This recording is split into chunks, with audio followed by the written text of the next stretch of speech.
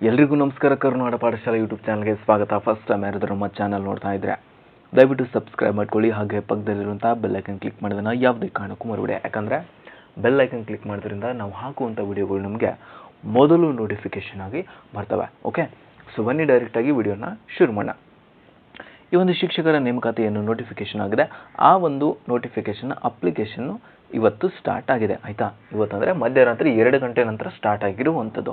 Okay, so GPT ಆಗಿರ್ಬೋದು, PST, HSTR ಮತ್ತು computer science teacher ಈ ಬಾರಿ ಹೊಸದಾಗಿ ಕರೆದಿರುವಂಥದ್ದು. ಸೊ ಇವೆಲ್ಲದಕ್ಕೂ ಅದ್ರ ಜೊತೆಗೆ ಈ ಒಂದು ದೈಹಿಕ ಶಿಕ್ಷಕರ ಹುದ್ದೆ ಕೂಡ. ಸೊ ಇದೆಲ್ಲವೂ ಕೂಡ ಅಪ್ಲಿಕೇಶನ್ನ ಯಾವ ರೀತಿ ಹಾಕಬೇಕು ಅನ್ನೋ ಸಂಪೂರ್ಣವಾದ ಒಂದು ಪ್ರೊಸೆಸ್ನ ನಾವು ಇವಾಗ ನೋಡ್ತಾ ಹೋಗೋಣ. ಓಕೆ, ಸೊ ಇನ್ನೂ ವಿಡಿಯೋನ ಯಾರಾದರೂ ಲೈಕ್ ಮಾಡಿದಂದರೆ ಈ ಕೂಡಲೇ ಲೈಕ್ ಮಾಡಿಬಿಟ್ಟು ವಿಡಿಯೋನ ನೋಡೋದಕ್ಕೆ ಶುರು ಮಾಡಿ. ಫಸ್ಟ್ ಪ್ರೊಸೆಸ್ ಏನಪ್ಪ ಅಂದರೆ, ಆ ಒಂದು ವೆಬ್ಸೈಟು ಅಥವಾ ಲಿಂಕನ್ನು ನೀವು ಓಪನ್ ಮಾಡಿದಾಗ ಇದು ನಿಮಗೆ ನಮ್ಮ ಟೆಲಿಗ್ರಾಮ್ ಗ್ರೂಪು ಮತ್ತು ಆಫಿಷಿಯಲ್ ಆಗಿ ನೀವು ಸ್ಕೂಲ್ ಎಜುಕೇಷನ್ ಅಂತ ಸರ್ಚ್ ಮಾಡಿದರೆ ಅದು CSL ಅಂತ ಬರುತ್ತೆ. ಅದರಲ್ಲಿ ಫಸ್ಟ್ ಲಿಂಕ್ ಕೂಡ ನಿಮಗೆ ಸಿಗುತ್ತೆ. ಇಲ್ಲಾಂದರೆ ಕಮೆಂಟ್ ಮಾಡಿ, ನಿಮಗೆ ಖಂಡಿತ ಲಿಂಕ್ನ ಪ್ರೊವೈಡ್ ಮಾಡ್ತೀವಿ. ಫಸ್ಟಿಗೆ ಈ ರೀತಿಯಾಗಿ ಬರುತ್ತೆ. ಆಯಿತಾ, ಸೊ ಗಮನಿಸ್ತಾ ಇರ್ಬೋದು ಇಲ್ಲಿ ನೀವು PST BE grade 2 GPT AM PE grade 1 teacher requirement ಅಂತ ಇದೆ. ಆಯಿತಾ, ಸೊ ಇಲ್ಲಿ ನೀವೇನಾದರೂ SSLCಯನ್ನು ಕರ್ನಾಟಕ ಬೋರ್ಡ್ನಲ್ಲಿ ಅಧ್ಯಯನ ಮಾಡಿದರೆ, ಯಾವಾಗಂದರೆ 2003 ನಂತರ ಇಲ್ಲಿ ಕೊಟ್ಟಿದ್ದಾರೆ. If you have passed before 2003 select no and enter details manually. ಒಂದು ವೇಳೆ ನೀವಂದರೆ 2003ಕ್ಕಿಂತ ಮೊದಲು ಪಾಸ್ ಆಗಿದ್ದರೆ SSLCಯನ್ನು ಕನ್ನಡ ಮಾಧ್ಯಮದಲ್ಲಿ, ಅಂದರೆ ಈ Karnataka secondary education examination board ಏನಿದೆ ಅದರಿಂದ 2003ಕ್ಕಿಂತ ಮೊದಲು ಪಾಸ್ ಆಗಿದ್ದರೆ ಜಸ್ಟ್ ನೋ ಅಂತ ಕೊಟ್ಬಿಟ್ಟು ಮ್ಯಾನ್ಯುವಲಾಗಿ ಎಂಟರ್ ಮಾಡಬೇಕಾಗಿರುತ್ತೆ. ಒಂದು ವೇಳೆ ನೀವಂದರೆ 2003 ನಂತರ ಪಾಸ್ ಆಗಿದ್ದರೆ ಇಲ್ಲಿ ಎಸ್ ಅಂತ ಕ್ಲಿಕ್ ಮಾಡಿ ನಿಮ್ಮೊಂದು SSLC ರಿಜಿಸ್ಟರ್ ನಂಬರ್ ಹಾಕೋದಕ್ಕೆ ಇನ್ನೊಂದು ಆಪ್ಷನ್ ಬರುತ್ತೆ. ಅಲ್ಲಿ ಅದನ್ನು ಎಂಟರ್ ಮಾಡಿದರೆ ಆಟೋಮೆಟಿಕ್ಕಾಗಿ ನಿಮ್ಮ ಡೀಟೇಲ್ಸಲ್ಲಿ ಬರ್ತಾ ಹೋಗುತ್ತೆ. ಅದಾದಮೇಲೆ ಇಲ್ಲಿ ಅಭ್ಯರ್ಥಿ ಹೆಸರು ಬಂದಿರುತ್ತೆ SSLCದು. ನಿಮ್ಮ ಮೊಬೈಲ್ ನಂಬರ್ ಹಾಕಿ ಅದಕ್ಕೆ ಒಂದು OTP ತೊಗೊಳ್ಳಿ. OTP ತೊಗೊಂಡ್ಬಿಟ್ಟು OTPನ ಸಬ್ಮಿಟ್ ಮಾಡ್ಕೊಳ್ಳಿ. ಅದಾದಮೇಲೆ ಮೇಲ್ ID ಹಾಕಿ, ಮೇಲ್ ID ಹಾಕೋದಾದಮೇಲೆ ನಿಮ್ಮ ಒಂದು ಯೂಸರ್ ನೇಮ್ ನೀವು ಏನು ಇಟ್ಕೋತೀರಾ. ಫಾರ್ ಎಕ್ಸಾಂಪಲ್ ನಿಮ್ಮ ಹೆಸರು ಆಕಾಶ್ ಅಂತ ಇತ್ತು ಅಂದರೆ AKASH ಕ್ಯಾಪಿಟಲ್ A ಇರಲಿ, ಆಮೇಲೆ ಎಲ್ಲ ಸ್ಮಾಲ್ ಆಕಾಶ್ ಅಂತ ಇಟ್ಕೊಳ್ಳಿ. ಬಂದರೆ ಬರುತ್ತೆ. ಒಂದು ವೇಳೆ ಬರಲಿಲ್ಲ ಅಂದರೆ ಆಕಾಶ್ 12 ಆಕಾಶ್ 16 ಈ ಥರ ಏನಾದರೂ ನಂಬರ್ ಹಾಕ್ಕೊಳ್ಳಿ. ಓಕೆ, ಸೊ ಯೂಸರ್ ನೇಮ್ ಹಾಕಿದಾದ್ಮೇಲೆ ಪಾಸ್ವರ್ಡ್ ಕೇಳುತ್ತೆ.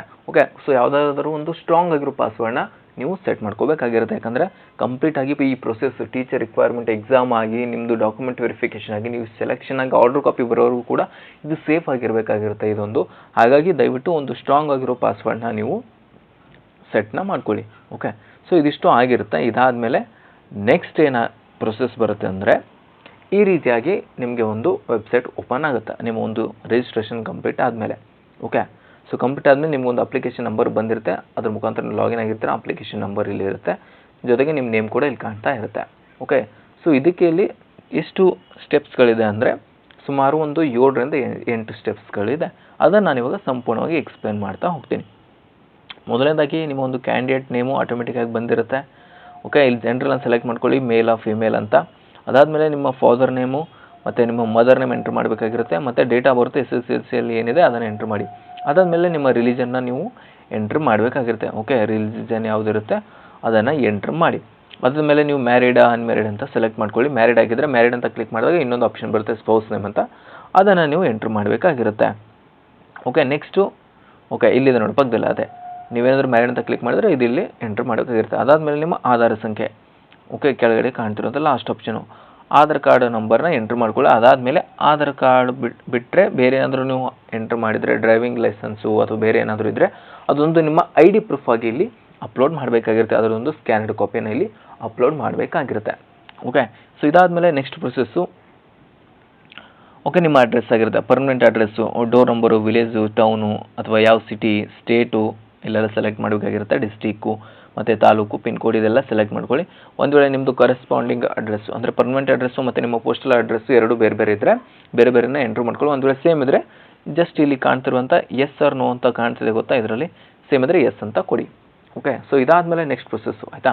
ಸೊ ಇದೆಲ್ಲ ಡಾಕ್ಯುಮೆಂಟ್ಸ್ಗಳು ಬೇಕಾಗುತ್ತೆ ಆ ಒಂದು ಅಪ್ಲಿಕೇಶನ್ ಹಾಕೋದಕ್ಕೆ. ಪರ್ಸನಲ್ ಡೀಟೇಲ್ಸ್ ಹಾಕಿದ್ರೆ ಓಕೆ ಇವಾಗ ಆಯಿತು.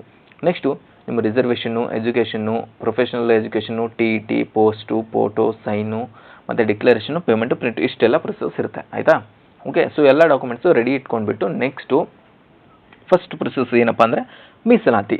Okay, so do you want to claim category other than GM. Okay, ನಿಮ್ಮ ಸಾಮಾನ್ಯ ಅಂದರೆ ಈ ಒಂದು ರಿಸರ್ವೇಷನ್ಗೆ SC ST ಕ್ಯಾಟಗರಿ 1 ಈ ರೀತಿ ಬರ್ತಲ್ಲ ಅದರ ರಿಲೇಟೆಡ್ ಫಸ್ಟ್ ಆಪ್ಷನ್ ಇರುತ್ತೆ. ನಿಮ್ಗೇನಾದರೂ ಕ್ಲೈಮ್ ಮಾಡಿದ್ರೆ ಎಸ್ ಅಂತ ಕೊಟ್ಟಾಗ ಇಲ್ಲಿ RD number enter ಮಾಡಬೇಕಾಗಿರುತ್ತೆ.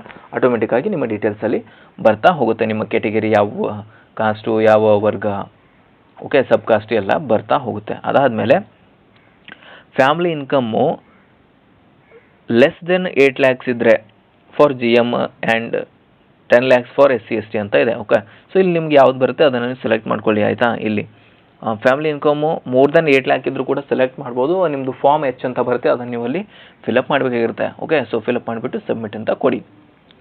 Next ಇದೊಂದಿಷ್ಟು simple ಆಗಿರುವಂಥ ಕೆಲವೊಂದಿಷ್ಟು ಆಪ್ಷನ್ಸ್ಗಳಿರುತ್ತೆ. ಓಕೆ, ಈ ನಿಮ್ಗೆ ಏನಾದರೂ ಫಿಸಿಕಲಿ ಚಾಲೆಂಜ್ ಆಗಿದ್ದರೆ ಎಸ್ ಅಂತ ಕೊಟ್ಟಾಗ ಇಲ್ಲಿ ನೀವು ಏನು ಸಮಸ್ಯೆ ಇರುತ್ತೆ ಅದನ್ನು ಇಲ್ಲಿ ಮುಂದ್ಗಡೆ ಎಂಟ್ರ್ ಮಾಡೋಕ್ಕಾಗಿರುತ್ತೆ. ಸೊ ಅದಾದಮೇಲೆ ನಿಮ್ಗೇನಾದರೂ ಸ್ಕ್ರೈಬ್ ಅವಶ್ಯಕತೆ ಇದನ್ನು ಎಸ್ ಆರ್ ನೋ ಅದನ್ನು ಸೆಲೆಕ್ಟ್ ಮಾಡಬೇಕಾಗಿರುತ್ತೆ. ನೀವೇನಾದರೂ ಸರ್ಕಾರಿ ನೌಕರರ ಅದನ್ನು ಸೆಲೆಕ್ಟ್ ಮಾಡಬೇಕಾಗಿರುತ್ತೆ. ಓಕೆ, ಎಸ್ ಇದ್ದರೆ ಎಸ್ ಕೊಡಿ, ಇಲ್ಲಾಂದರೆ ನೋ ಅಂತ ಕೊಡಿ. ಅದಾದಮೇಲೆ ಒಂದು ವೇಳೆ ಎಸ್ ಅಂತ ಕೊಟ್ಟಾಗ ನೀವು ಯಾವ ಡಿಪಾರ್ಟ್ಮೆಂಟಲ್ಲಿ ಕೆಲಸ ಮಾಡ್ತಿದ್ದೀರಾ, ಯಾವ ಪೋಸ್ಟಲ್ಲಿ ಕೆಲಸ ಮಾಡ್ತಿದ್ದೀರಾ, ಮತ್ತು ಯಾವಾಗಿಂತ ಕೆಲಸ ಮಾಡ್ತೀರಾ, ಓಕೆ, ಅದರ ರಿಲೇಟೆಡು ಏನಾದರೂ ಆದೇಶ ಪತ್ರದ ಸಂಖ್ಯೆ ಅದನ್ನೆಲ್ಲ ನೀವು ಎಂಟ್ರ್ ಮಾಡಬೇಕಾಗಿರುತ್ತೆ. ಸೊ ಅದಾದಮೇಲೆ ಓಕೆ, ಸೊ ನೀವು 371ಗೆ ಏನಾದರೂ ಕ್ಲೈಮ್ ಮಾಡ್ತೀರಾ ಅಂದರೆ ನೀವು HK ಭಾಗದವರಾಗಿದ್ದರೆ 371 ಎಸ್ ಅಂತ ಕೊಡಿ. ಒಂದು ವೇಳೆ ನಿಮ್ಮ ಸರ್ಟಿಫಿಕೇಟ್ ಇಲ್ಲ ಅಂದರೆ ನೋ ಅಂತ ಕೊಟ್ಬಿಟ್ಟು ಅಪ್ಲಿಕೇಶನ್ ಹಾಕಿ. ನೆಕ್ಸ್ಟು ನೀವು 1ರಿಂದ 10ನೇ ತರಗತಿವರೆಗೆ ಕರ್ನಾಟಕದ ಗ್ರಾಮೀಣ ಪ್ರದೇಶದಲ್ಲಿ ಓದಿದ್ದೀರಾ ಅಂತ ಕೇಳ್ತಾರೆ. ಅಂದರೆ ರೂರಲ್ ಕ್ಲೈಮ್ ಮಾಡೋದಕ್ಕೆ ಹೌದು ಅಂತ ಇದ್ದರೆ ಹೌದು ಅಂತ ಕೊಡಿ, ನೋ ಅಂತ ಇದ್ದರೆ ನೋ ಅಂತ ಕೊಡಿ. ಓಕೆ, ಸೊ ನೆಕ್ಸ್ಟ್ ಪ್ರೊಸೆಸ್ ಬಂದುಬಿಟ್ಟು ಇಲ್ಲಿ ನೀವು ಗಮನಿಸ್ತಾ ಇರ್ಬೋದು. ನೆಕ್ಸ್ಟ್ ಪ್ರೊಸೆಸ್ಸು ಆಬ್ವಿಯಸ್ಲಿ ಗ್ರಾಮೀಣ ಮಾಧ್ಯಮ ಆದಮೇಲೆ ಕೇಳುವಂಥದ್ದು ಕನ್ನಡ ಮಾಧ್ಯಮ, ಅದನ್ನು ಎಸ್ ಅಂತ ಇದ್ದರೆ ಎಸ್ ಅಂತ ಕೊಡಿ, ಇಲ್ಲಾಂದರೆ ನೋ ಅಂತ ಕೊಡಿ. ನೆಕ್ಸ್ಟು ಎಕ್ಸ್ ಸರ್ವಿಸ್ ಮ್ಯಾನು, ಸೈನಿಕ ಅವಲಂಬಿತರು, ಮಾಜಿ ಸೈನಿಕರು, ಯೋಜನಾ ನಿರಾಶ್ರಿತರು, ಇದೆಲ್ಲ ಏನಾದರೂ ನಿಮಗೆ ಅಪ್ಲಿಕೇಬಲ್ ಆಗ್ತಿದ್ರೆ ಎಸ್ ಅಂತ ಕೊಡಿ. ಎಸ್ ಅಂತ ಕೊಟ್ಟಾಗ ಅದರ ರಿಲೇಟೆಡ್ ಡೀಟೇಲ್ಸ್ನ ನೀವು ಇಲ್ಲಿ ಮುಂದ್ಗಡೆ ಎಂಟ್ರ್ ಮಾಡಬೇಕಾಗಿರುತ್ತೆ. ಒಂದು ವೇಳೆ ನೋ ಅಂತ ಕೊಟ್ಟರೆ ಯಾವುದೇ ರೀತಿ ಡೀಟೇಲ್ಸು ಎಂಟ್ರ್ ಮಾಡೋ ಅವಶ್ಯಕತೆ ಇರೋದಿಲ್ಲ. ಅದಾದಮೇಲೆ ನೆಕ್ಸ್ಟು ನೀವೇನೆಲ್ಲ ಅಲ್ಲಿ ಎಸ್ ಅಂತ ಕೊಟ್ಟಿರ್ತೀರೋ ಅದರ ರಿಲೇಟೆಡ್ ಡಾಕ್ಯುಮೆಂಟ್ಸ್ ಅಪ್ಲೋಡ್ ಮಾಡೋಕ್ಕಾಗಿರುತ್ತೆ. ಇಲ್ಲಿ ಗ್ರಾಮೀಣ ಮೀಸಲಾತಿ 1 to 10th ವರೆಗೂ ಇರುವಂಥದ್ದು ಕಂಪಲ್ಸರಿ 1 to 10th ನೀವು ಕನ್ನಡ ಮಾಧ್ಯಮದಲ್ಲಿ, ಮತ್ತು ಅದು ಕನ್ನಡ ಮಾಧ್ಯಮದಲ್ಲಿ ಅಧ್ಯಯನ ಮಾಡಿದರೆ 1 to 10th ಕನ್ನಡ ಮಾಧ್ಯಮ ಅಪ್ಲೋಡ್ ಮಾಡಿ. ಒಂದು ವೇಳೆ ಗ್ರಾಮೀಣ ಮಾಧ್ಯಮ ನೀವು ಅಪ್ಲೋಡ್ ಮಾಡೋಕ್ಕಂದರೆ ನಿಮ್ಮ ಗ್ರಾಮೀಣ ಪ್ರದೇಶದಲ್ಲಿ 1ರಿಂದ 10ನೇ ತರಗತಿವರೆಗೆ ಅಧ್ಯಯನ ಮಾಡಿರಬೇಕು. ಅದು ಒಂದು ಡಾಕ್ಯುಮೆಂಟ್, ಸಪೋರ್ಟಿಂಗ್ ಡಾಕ್ಯುಮೆಂಟ್ಸ್ ನೀವು ಇಲ್ಲಿ ಅಪ್ಲೋಡ್ ಮಾಡಬೇಕಾಗಿರುತ್ತೆ. ಅದು ಬಿಟ್ಟರೆ ನೆಕ್ಸ್ಟು ನಿಮ್ದೇನಾದರೂ ಗೌರ್ಮೆಂಟು ಎಂಪ್ಲಾಯ್ ಆಗಿದ್ದರೆ ನಿಮ್ಮದು ಅದರದ್ದು ಒಂದು ಆದೇಶ ಪತ್ರ ಇರುತ್ತೆ, ಅದನ್ನು ಅಪ್ಲೋಡ್ ಮಾಡೋಕ್ಕಾಗಿರುತ್ತೆ. ಸಪೋಸ್ ಎಸ್ ಅಂತ ಕೊಟ್ಟಿದ್ರೆ ಮೇಲ್ಗಡೆ ಎಕ್ಸ್ ಸರ್ವಿಸ್ ಮ್ಯಾನ್ ಇದ್ದರೆ ಅದರ ಸಪೋರ್ಟಿಂಗ್ ಡಾಕ್ಯುಮೆಂಟ್ಸ್ನು ನೀವು ಇಲ್ಲಿ ಅಪ್ಲೋಡ್ ಮಾಡಬೇಕಾಗಿರುತ್ತೆ. ಮೇಲ್ಗಡೆ ಏನೆಲ್ಲ ಎಸ್ ಅಂತ ಕೊಟ್ಟಿರ್ತಾರೆ ಅದರ ಸಪೋರ್ಟಿಂಗ್ ಡಾಕ್ಯುಮೆಂಟ್ಸು ಇಲ್ಲಿನೂ ಅಪ್ಲೋಡ್ ಮಾಡಬೇಕಾಗಿರುತ್ತೆ. ಮತ್ತು HK ಅವರು ಇಲ್ಲಿ 371 ಫಾರ್ಮ್ನ ಅಂದರೆ ಏನು ಸರ್ಟಿಫಿಕೇಟ್ ಕೊಟ್ಟಿರ್ತಾರಲ್ಲ ನಿಮ್ಮದು ಅದು ಇಲ್ಲಿ ಅಪ್ಲೋಡ್ ಮಾಡಬೇಕಾಗಿರುತ್ತೆ. ಅದಾದಮೇಲೆ ನೆಕ್ಸ್ಟು ಕೆಲವೊಂದಿಷ್ಟು ಇಲ್ಲಿ ನಿಮ್ಮೊಂದು ಎಜುಕೇಷನ್ ರಿಲೇಟೆಡ್ ಕ್ವಾಲಿಫಿಕೇಷನ್ ಡೀಟೇಲ್ಸ್ನ ಸಂಪೂರ್ಣವಾಗಿ ಎಂಟ್ರಿ ಮಾಡ್ತಾ ಹೋಗಬೇಕಾಗುತ್ತೆ. ಮೊದಲನೇದಾಗಿ ಇಲ್ಲಿ SSLC ಬೋರ್ಡ್ ಸೆಲೆಕ್ಟ್ ಮಾಡಿ. ಅದಾದಮೇಲೆ register number, year of passing month, ಮತ್ತು ಸರ್ಟಿಫಿಕೇಟ್ ನಂಬರ್ ಅಂತ ಅಂದರೆ ನಿಮ್ಮೊಂದು ರಿಜಿಸ್ಟರ್ ನಂಬರ್ನೇ ಇಲ್ಲಿ ಎಂಟ್ರ್ ಮಾಡೋಕ್ಕಾಗಿರುತ್ತೆ. ಯಾವುದೇ ರೀತಿ ಕನ್ಫ್ಯೂಸ್ ಆಗೋಕ್ಕೆ ಹೋಗಬೇಡಿ. ಸರ್ಟಿಫಿಕೇಟ್ ನಂಬರ್ ಯಾವುದು ಅಂತ ರಿಜಿಸ್ಟ್ರೇಷನ್ ನಂಬರ್ನ ಎಂಟ್ರ್ ಮಾಡಿ. ಓಕೆ, ಅದಾದಮೇಲೆ ಯಾವ ಮೀಡಿಯಮ್ನಲ್ಲಿ ಅಧ್ಯಯನ ಮಾಡಿದ್ದೀರಾ. ಸೊ ನೆಕ್ಸ್ಟು ನಿಮ್ಮದು ಮೀಡಿಯಮ್ ಸೆಲೆಕ್ಟ್ ಮಾಡಿದಾದಮೇಲೆ ಇಲ್ಲಿ ಲ್ಯಾಂಗ್ವೇಜಸ್ನ ಸೆಲೆಕ್ಟ್ ಮಾಡಬೇಕಾಗಿರುತ್ತೆ. ಅಂದರೆ SSLCಯಲ್ಲಿ ನೀವು ಯಾವ್ಯಾವ ಸಬ್ಜೆಕ್ಟ್ಗಳನ್ನು ಸ್ಟಡಿ ಮಾಡಿದ್ದೀರಾ ಅಂದರೆ ಫಸ್ಟ್ ಲ್ಯಾಂಗ್ವೇಜು, ಸೆಕೆಂಡ್ ಲ್ಯಾಂಗ್ವೇಜು ಮತ್ತು ಥರ್ಡ್ ಲ್ಯಾಂಗ್ವೇಜು ಅಂತ. Okay, obviously Kannada medium students ಯಾರೆಲ್ಲ ಇರ್ತಾರೆ ನಿಮ್ಮದು first language Kannada, second language English, third language Hindi ಆಗಿರುತ್ತೆ. ಅದಾದಮೇಲೆ ಸಬ್ಜೆಕ್ಟ್ 1, ಸಬ್ಜೆಕ್ಟ್ 2, ಸಬ್ಜೆಕ್ಟ್ 3 ಅಂತ ಇರುತ್ತೆ. ಇಲ್ಲಿ ನಿಮ್ಮದು ಸೋಷಿಯಲ್ ಸೈನ್ಸು, ಮ್ಯಾಥ್ಸು 3 ಸಬ್ಜೆಕ್ಟ್ ಮಾತ್ರ ಬರುತ್ತೆ ಆಯಿತಾ. ಸಪೋಸ್ ನೀವು ಮಾರ್ಕ್ಸ್ ಕಾರ್ಡ್ ನೋಡಿಬಿಟ್ಟು ಎಂಟ್ರ್ ಮಾಡಿ, ಯಾಕಂದರೆ ಕೆಲವ್ರದ್ದು ಬೇರೆ ಸಬ್ಜೆಕ್ಟ್ಸ್ ಎಲ್ಲ ಇರುತ್ತೆ. ಯಾವ ಸಬ್ಜೆಕ್ಟ್ ಇದೆ ಅದನ್ನು ಕರೆಕ್ಟಾಗಿ ನೋಡಿ. ಲ್ಯಾಂಗ್ವೇಜ್ ಅಂತ ಇದ್ದಲ್ಲಿ ಲ್ಯಾಂಗ್ವೇಜ್ 3 ಸಬ್ಜೆಕ್ಟ್ಗಳನ್ನೇ ಹಾಕಿ, ಮತ್ತು ಸಬ್ಜೆಕ್ಟ್ ಅಂತ ಇದ್ದಲ್ಲಿ ಸಬ್ಜೆಕ್ಟ್ದು 3 ವಿಷಯಗಳನ್ನು ಹಾಕಿ. ಅದು ಆಗಿಬಿಟ್ಟು ಈ ಕಾಲಮ್ನಲ್ಲಿ ಮ್ಯಾಕ್ಸಿಮಮ್ ಮಾರ್ಕ್ಸ್ನ ಎಂಟ್ರ್ ಮಾಡಿ. ಅಂದರೆ ಬೇಸಿಕಲಿ ಕನ್ನಡಗೆ 125 ಇರುತ್ತೆ. ಓಕೆ, ಸೊ ಇಲ್ಲಿ ಎಷ್ಟು ಮಾರ್ಕ್ಸ್ ತೊಗೊಂಡಿದ್ರೆ ಅನ್ನೋದನ್ನ ಎಂಟ್ರ್ ಮಾಡೋಕ್ಕಾಗಿರುತ್ತೆ ಈ ಕಾಲಮ್ನಲ್ಲಿ. ಅದು ಬಿಟ್ಟರೆ ಬಾಕಿ ಎಲ್ಲ 100 ಅಂತಲೇ ಇರುತ್ತೆ. ಓಕೆ, ಸೊ 100 ಅಂತಲೇ ಆ್ಯಡ್ ಮಾಡಿ ಆಯಿತಾ. ಸೊ ಇಲ್ಲಿ ರಿಟರ್ನು 80 ಮತ್ತು ಪ್ರಾಕ್ಟಿಕಲ್ 20 ಈ ಥರ ಎಲ್ಲ ಕನ್ಸಿಡರ್ ಮಾಡ್ಕೋಗ್ಬಿಡಿ. ಡೈರೆಕ್ಟಾಗಿ ಮ್ಯಾಕ್ಸಿಮಮ್ ಮಾರ್ಕ್ಸ್ 100 ಅಂತ ಇಲ್ಲಿ ಎಂಟ್ರ್ ಮಾಡಿ. ಸೊ ಅದಾದಮೇಲೆ ಪಕ್ಕದಲ್ಲಿರುವಂಥ ಕಾಲಮಲ್ಲಿ ನೀವು ಎಷ್ಟು ಮಾರ್ಕ್ಸ್ನ ತೊಗೊಂಡಿದ್ದೀರ ಅಂತ ಅಲ್ಲಿ ಎಂಟ್ರ್ ಮಾಡಬೇಕಾಗಿರುತ್ತೆ. ಓಕೆ, ಸೊ ಅದಾದಮೇಲೆ ನೆಕ್ಸ್ಟ್ ನಿಮ್ಮ PUC ಡೀಟೇಲ್ಸ್ ಆಗಿರುತ್ತೆ ಆಯಿತಾ. ಓಕೆ, ಸೊ ಇಲ್ಲಿ PUC ಡೀಟೇಲ್ಸ್ ಅಂತ ಬಂದಾಗ ಗಮನಿಸ್ತಾ ಇರ್ಬೋದು, ಇಲ್ಲಿ ಬೋರ್ಡ್ನ ಸೆಲೆಕ್ಟ್ ಮಾಡೋಕ್ಕಾಗಿರುತ್ತೆ. ಆಲ್ಮೋಸ್ಟಾಗಿ ಇಲ್ಲಿ ಎಲ್ಲರದ್ದು ಹಳೆ ಮಾರ್ಕ್ಸ್ಕಾರ್ಡ್ಗಳಲ್ಲಿ 2021 ಅಥವಾ 21ಕ್ಕಿಂತ ಹಿಂದೆ department of pre university education ಅಂತ ಇರ್ತಿತ್ತು. ಸೊ ಇವಾಗ ಕರ್ನಾಟಕ PUC ಬೋರ್ಡ್ ಅಂತ ಮಾಡಿದರೆ ಪರವಾಗಿಲ್ಲ, ಅಲ್ಲಿ ಯಾವ್ದು ಶೋ ಆಗುತ್ತೆ ನಿಮಗೆ ಅದನ್ನು ನೀವು ಸೆಲೆಕ್ಟ್ ಮಾಡ್ಕೊಳ್ಳಿ, ಆಯಿತಾ. ಓಕೆ, ಸೊ ಅದಾದಮೇಲೆ ನಿಮ್ಮ P U C registration number ಆಗಬೇಕಾಗಿರುತ್ತೆ, ಯಾವ ಇಯರಲ್ಲಿ ಪಾಸ್ ಆಗಿದ್ದೀರಾ ಮತ್ತು ಯಾವ ಮಂತಲ್ಲಿ ಪಾಸ್ ಆಗಿದ್ದೀರಾ, ಮತ್ತು ಸರ್ಟಿಫಿಕೇಟ್ ನಂಬರ್ ಅಂತ ಇರುತ್ತೆ ಆ ಒಂದು ಮಾರ್ಕ್ಸ್ ಕಾರ್ಡ್ ಮೇಲೆ, ಅದನ್ನು ಎಂಟ್ರ್ ಮಾಡಬೇಕಾಗಿರುತ್ತೆ. ಅದಾದಮೇಲೆ ಯಾವ ಮೀಡಿಯಮಲ್ಲಿ ಸ್ಟಡಿ ಮಾಡಿದ್ರೆ P U C, Kannada medium English medium ಯಾವುದು ಸೆಲೆಕ್ಟ್ ಮಾಡ್ಕೊಳ್ಳಿ. ಅದಾದಮೇಲೆ ಕಾಂಬಿನೇಷನ್ ನಿಮ್ಮದು ಆರ್ಟ್ಸು ಕಾಮರ್ಸು ಸೈನ್ಸ್ ಅಂತ ಇರುತ್ತಲ್ಲ ಅದನ್ನು ಇಲ್ಲಿ ಸೆಲೆಕ್ಟ್ ಮಾಡಬೇಕಾಗಿರುತ್ತೆ. ಸೆಲೆಕ್ಟ್ ಮಾಡಿದಾದಮೇಲೆ ಲ್ಯಾಂಗ್ವೇಜ್ 1 ಲ್ಯಾಂಗ್ವೇಜ್ 2 ಅಂತ ಇರುತ್ತೆ, ಆಯಿತಾ. ಓಕೆ, ಸೊ ಇಲ್ಲಿ ಪಿ ಯು ಸಿಲಿ ಕೇವಲ 2 ಲ್ಯಾಂಗ್ವೇಜ್ಗಳು ಇರ್ತವೆ. ಆಬ್ವಿಯಸ್ಲಿ ಕೆಲವರು ಕನ್ನಡ ಇಂಗ್ಲೀಷ್ ಸ್ಟಡಿ ಮಾಡ್ತಾರೆ, ಕೆಲವರು ಕನ್ನಡ ಹಿಂದಿ ಸ್ಟಡಿ ಮಾಡಿದ್ದಾರೆ. ಸೊ ಅದನ್ನು ಎಂಟ್ರ್ ಮಾಡ್ಕೊಳ್ಳಿ. ಎಂಟ್ರ್ ಮಾಡಿಬಿಟ್ಟು ಆ ಮ್ಯಾಕ್ಸಿಮಮ್ ಮಾರ್ಕ್ಸು ಮತ್ತು ಆಪ್ಟೇನೆಡ್ ಮಾರ್ಕ್ಸ್ ಅಂತ ಇರುತ್ತೆ, ಅದನ್ನು ನೀವು ಇಲ್ಲಿ ಎಂಟ್ರ್ ಮಾಡಬೇಕಾಗಿರುತ್ತೆ. ಅದಾದಮೇಲೆ ಇಲ್ಲಿ ನಿಮಗೆ ನೆಕ್ಸ್ಟು 4 ಆಪ್ಷನಲ್ ಸಬ್ಜೆಕ್ಟ್ಗಳು ಇರುತ್ತೆ. ಹಿಸ್ಟ್ರಿ, ಪೊಲಿಟಿಕಲ್ಲು, ಜಿಯೋಗ್ರಫಿ ಈ ಥರ ಎಲ್ಲ ಇರುತ್ತೆ. ಮತ್ತು ಸೈನ್ಸ್ದವರಿಗೆ ಫಿಸಿಕ್ಸು, ಕೆಮಿಸ್ಟ್ರಿ, ಮ್ಯಾಥಮೆಟಿಕ್ಸು ಮತ್ತು ಬಯಾಲಜಿ ಅಂತೆಲ್ಲ ಇರುತ್ತೆ. ಸೊ ಇಲ್ಲಿ ಮ್ಯಾಕ್ಸಿಮಮ್ ಮಾರ್ಕ್ಸ್ನ ಎಂಟ್ರ್ ಮಾಡಿ, ಇಲ್ಲಿ ಆಪ್ಟೇನೆಡ್ ಮಾರ್ಕ್ಸ್ ಅಂತ ಎಂಟ್ರ್ ಮಾಡ್ತಾ ಹೋಗಿ. ಓಕೆ, ಸೊ ಅದಾದಮೇಲೆ ನೆಕ್ಸ್ಟು ನಿಮ್ಮೊಂದು ಬ್ಯಾಚುಲರ್ ಡಿಗ್ರಿ ಅಂದರೆ ನಿಮ್ಮದು ಡಿಗ್ರಿ ಡೀಟೇಲ್ಸ್ನ ಇಲ್ಲಿ ಎಂಟ್ರ್ ಮಾಡಬೇಕಾಗಿರುತ್ತೆ. ಓಕೆ, ಸೊ ಡಿಗ್ರಿನ ನೀವು ರೆಗ್ಯುಲರ್ ಅಥವಾ ಕೋ ರೆಸ್ಪಾನ್ಸೆನ್ಸ್ ಅಂತ ಇದೆ. ಓಕೆ, ಸೊ ಇಲ್ಲಿ ನೀವು ಯಾವುದು ಇದ್ದೀರಾ ಅದನ್ನು ಸೆಲೆಕ್ಟ್ ಮಾಡ್ಕೊಳ್ಳಿ. ಸೊ ಆಬ್ವಿಯಸ್ಲಿ ಎಲ್ಲರೂ ರೆಗ್ಯುಲರ್ ಇರ್ತೀರಾ, ಕೆಲವರು ಬೇರೆ ಇದ್ದರೆ ಸೆಲೆಕ್ಟ್ ಮಾಡ್ಕೊಳ್ಳಿ. ರೆಗ್ಯುಲರ್ ಅಂತ ಸೆಲೆಕ್ಟ್ ಮಾಡಿಬಿಟ್ಟು ಇಲ್ಲಿ ರಿಜಿಸ್ಟ್ರೇಷನ್ ನಂಬರ್ನ ಎಂಟ್ರ್ ಮಾಡಿ, ಅದಾದಮೇಲೆ ಅಡ್ಮಿಷನ್ ಇಯರ್ನ ಸೆಲೆಕ್ಟ್ ಮಾಡಿ, ಮತ್ತು ಪಾಸ್ಔಟ್ ಆಗಿರೋ ಇಯರು, ಅದಾದಮೇಲೆ ಯಾವ ಡಿಗ್ರಿ, ಯಾವ ಸಬ್ಜೆಕ್ಟಲ್ಲಿ ಡಿಗ್ರಿ ಕಂಪ್ಲೀಟ್ ಆಗಿದೆ, ಯಾವ ಯೂನಿವರ್ಸಿಟಿ, ಅದಾದಮೇಲೆ ಯಾವ ಮಾಧ್ಯಮದಲ್ಲಿ ಒಂದು ಅಧ್ಯಯನ ಮಾಡಿದರೆ ಅದ್ರ ಜೊತೆಗೆ ಸರ್ಟಿಫಿಕೇಟ್ ನಂಬರ್ ಅಂತ ಕೇಳ್ತಾ ಇದೆ.